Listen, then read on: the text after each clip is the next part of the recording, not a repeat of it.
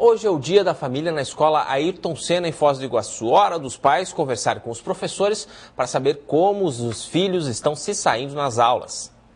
Hoje não tem aula, mas alunos e professores passam o dia todo no colégio. Eles vêm para receber os pais. Pela necessidade da conversa, de ter esse diálogo com os pais, a falta desse diálogo, nós sempre sentimos que prejudica o processo ensino-aprendizagem. Na hora de pegar os boletins, os professores acabam esticando a conversa. Em ciências, ele é número 2. Ele é bom aluno, ó. Quer dizer que ele estuda em ciências. Em geografia, ele tem que melhorar mais. Para a Rosiméria, a surpresa não foi muito agradável, mas o que ela ouviu é indispensável para que o filho melhore. Mesmo que a gente não goste de ouvir, né, tem que vir, porque pelo menos a gente vai ficar sabendo o que está acontecendo com o nosso filho na escola, né? Agora eu vou estudar mais, né? Para a Ivonete, a surpresa foi diferente.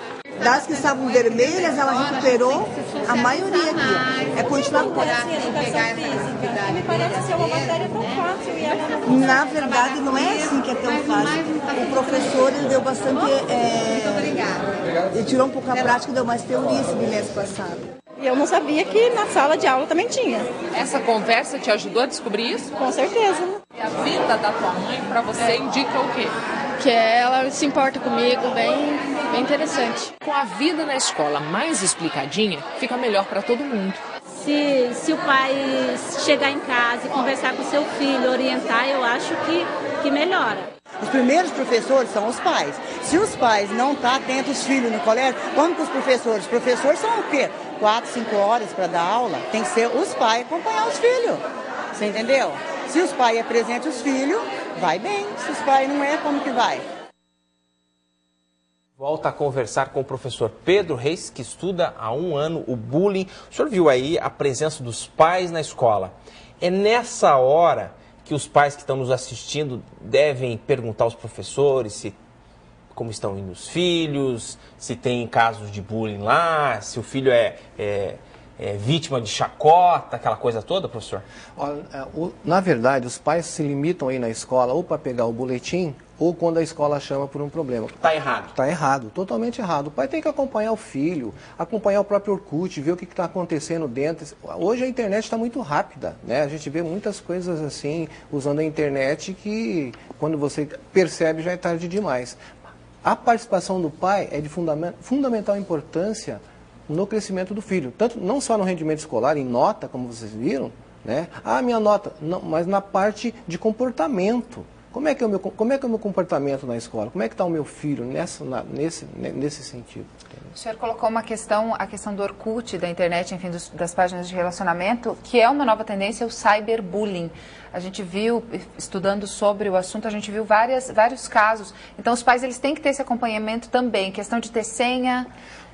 Olha, não é invasivo demais? Não, por exemplo, adolescente gosta da sua privacidade, mas chegar para o teu filho, eu gostaria de ver como é que está o teu Orkut, quem que você adicionou, adicionar o próprio pai no Orkut, para ele saber o que está acontecendo, interagir com o filho, isso faz parte até para o filho saber que o pai está junto, não que ele está vigiando toda hora, mas para o pai estar na mesma caminhada do filho. Mas também não só como uma espionagem, e sim uma cobrança, mas uma questão de relacionamento mesmo. Uma questão de relacionamento, interação. exatamente. O que a gente orienta nas crianças? Adicione quem você conhece. Correto. Somente adicione para ser seus amigos quem você conhece. Professor, vamos responder as perguntas aqui do pessoal que ligou para a gente, porque o senhor sabe que esse tema mexe com a família inteira, né? A Diocélia, do Jardim América, pergunta se uma alternativa seria as escolas trabalharem com um profissional especializado nesse assunto, dentro de sala de aula. Eu acho que a maioria dos professores até desconhece completamente esse assunto, não é mesmo, professor? Na verdade, os professores já vêm trabalhando com a questão de bullying. É que violência trocaram por bullying, né? Só que há uma necessidade de um aprofundamento melhor. Hoje, por exemplo, uma sala de aula, ela abrange de 35 a 45 crianças. E onde mais acontece o bullying, de 40% a 50% é em sala de aula, mas nós temos o intervalo, que se chama recreio e intervalo, que as crianças ficam soltas, né?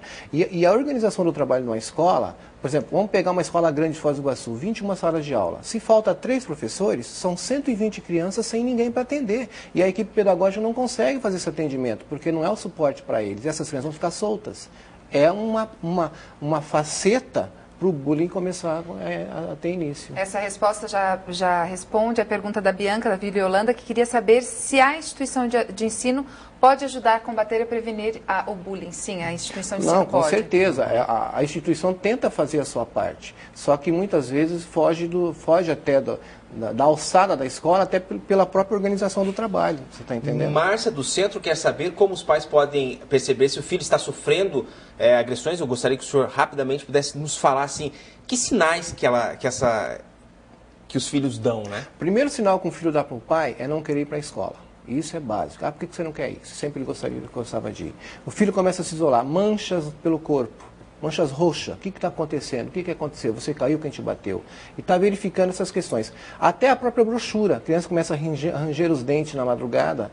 É um sinal de estresse. Pode ser por outro fator, mas também vale a pena investigar. E está sempre acompanhando o filho, orientando o filho. Hoje, o mundo do trabalho tirou principalmente as mães do lar. As mães estão trabalhando e as crianças estão nas creches. A mãe só vê a criança no final da tarde, à noite, as crianças estão cansadas e querem dormir. Praticamente são criadas por outras pessoas. Então, lá na instituição de ensino, quanto mais na pré-escola for trabalhado, mais a criança vai chegar lá no ensino, na quinta série, preparado para enfrentar o bullying. Tá certo. Tem aqui a moradora de Santa Helena, professor também pode praticar bullying contra o aluno, e a Silvia do centro quer saber se os adultos também podem ser vítimas de bullying, professor. Não, professor também pode, com certeza, praticar bullying com as crianças, e principalmente a aula de educação física. Aonde mais está exposto a criança é durante as aulas de educação física. Se o professor ele encara a educação física como atividade, com certeza o bullying está instalado. Tivemos morte aqui no Sol de Maio, já há 3 anos atrás, após uma gincana, tivemos morte no Rio de Janeiro após uma aula de educação física. Então o professor tem que contextualizar o conteúdo e lá você vai ter crianças menos desfavorecidas, com coordenação motora inferior, são sempre as excluídas. Então a intervenção do professor ali é fantástico. E em sala de aula também. Querer o respeito a todo preço, né? Então, o professor realmente tem que fazer um trabalho, não é fácil. A gente sabe que a função do professor em sala de aula, com 45 crianças, às vezes cadeirante, às vezes com deficiente físico, mental e também surdo, cego, não é fácil para o professor. Tem que ter o dom mesmo, né, tem que ter o dom. Pedro? Muito obrigada pela sua participação.